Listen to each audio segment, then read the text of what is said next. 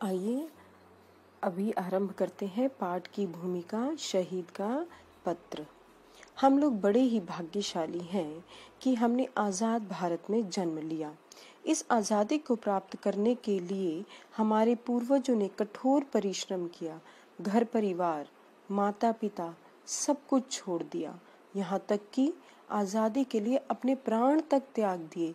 ऐसे शहीदों के जीवन के अंतिम क्षणों की भावनाओं को पढ़कर आपका मन भी श्रद्धा से भर उठेगा।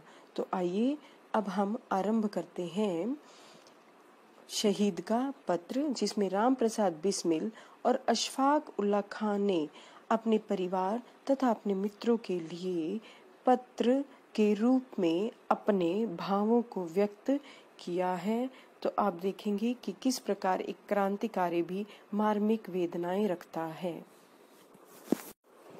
राम प्रसाद बिस्मिल यह भारतीय स्वतंत्रता आंदोलन की क्रांतिकारी धारा के एक प्रमुख स्वतंत्रता सेनानी थे, जिन्हें 30 वर्ष की आयु में ब्रिटिश सरकार ने फांसी दे दी थी।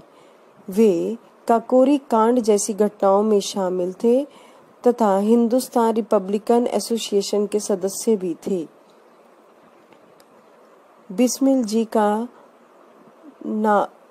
नाम राम प्रसाद था, लेकिन उन्हें बिस्मिल कहकर पुकारा जाता था। वे कवि, शायर, अनुवादक, इतिहासकार व साहित्यकार भी थे। बिस्मिल का अर्थ होता है आत्मिक रूप से आहत। बिस्मिल के अतिरिक्त वे राम और अज्ञात के नाम से भी लेख व कविताएं लिखते थे। बिस्मिल जी ने 11 वर्ष के क्रांतिकारी जीवन में कई पुस्तकें लिखी तथा उन्हें स्वयं ही प्रकाशित किया।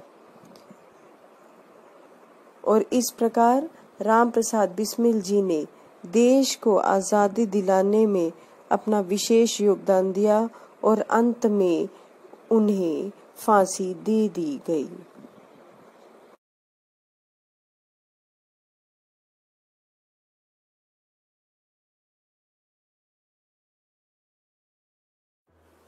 प्यारे बच्चों, आइए कुछ सीखते हैं कि अशफाक उल्लाह खान कौन थे। अशफाक उल्लाह खान भारत के महान क्रांतिकारी थे, जिन्होंने ब्रिटिश सरकार से हमें आज़ाद करवाने के लिए अनेक क्रांतिकारी कदम उठाए। इनका जन्म 22 अक्टूबर 1900 को हुआ।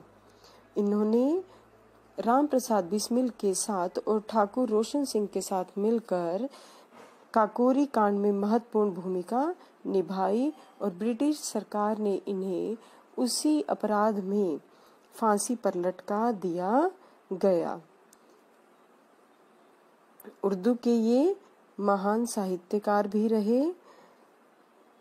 स्वतंत्रता संग्राम के संपूर्ण इतिहास में बिस्मिल और अशफाक की भूमिका निर्विवाद रूप से हिंदू मुस्लिम एकता का अनुपम आख्यान है।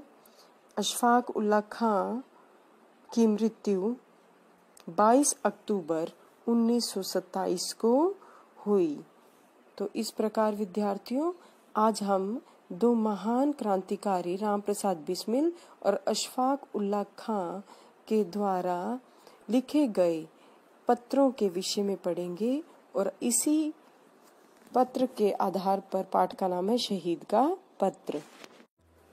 पाठ 4, शहीद का पत्र। शब्दार्थ। बाजुए कातिल, मारने वाले की शक्ति, यानी जो हमें मारना चाह रहा है उसके हाथों में जो शक्ति है। भोग विलास, भोग विलास मौज में रहना या ऐश करना। सामर्थ्य, शक्ति, बल या योग्यता। विडंबना, विडंबना यानी कोई किसी प्रकार की व्यंग्य यानी मजाक।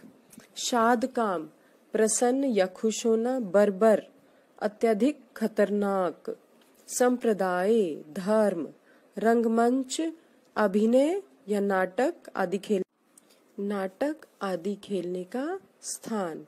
सुलूक, व्यवहार करना या बर्ताव करना। कहते हैं ना, हमारे साथ कैसा सुलूक किया, तो यानी हमारे साथ कैसा व्यवहार किया गया। नौकरशाही, नौकरशाही कार्यपालिका को चलाने वाले। तो आइए आरंभ करते हैं पाठ 4, शहीद का पत्र।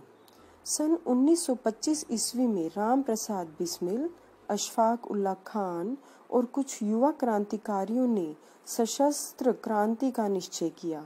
धन और हथियारों की कमी थी। इस कमी को पूरा करने के लिए राम प्रसाद बिस्मिल, अशफाक उल्लाह खान और उनके साथियों ने सरकारी खजाना लूटने की योजना बनाई।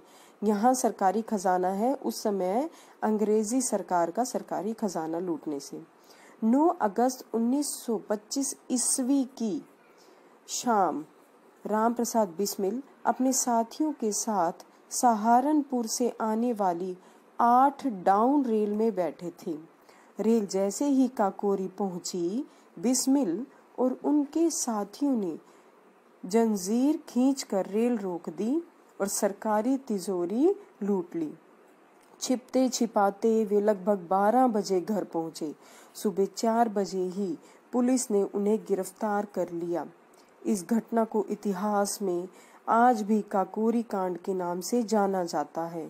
मुकदमा चला। राम प्रसाद बिस्मिल और उनके साथियों को फांसी की सजा सुनाई गई।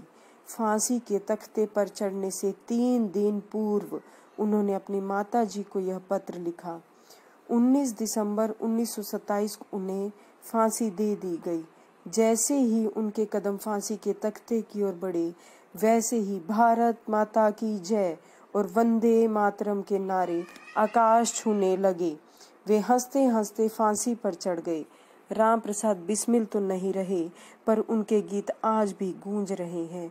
सरफरोशी की तमन्ना अब हमारे दिल में है, देखना है जोर कितना बाजुए कातिल में है। देशभक्ति की भावना से हमारा मन डूबा हुआ है। इसको पूरा करने के लिए हमें अपने सामर्थ्य को बढ़ाना होगा। सामर्थ्य मतलब अपने भीतर छिपी हुई जो शक्ति है, जो ताकत है, उसे बाहर निकालना होगा। तो इस प्रकार यहाँ पर काकोरी कांड की घटना का वर्णन किया गया है।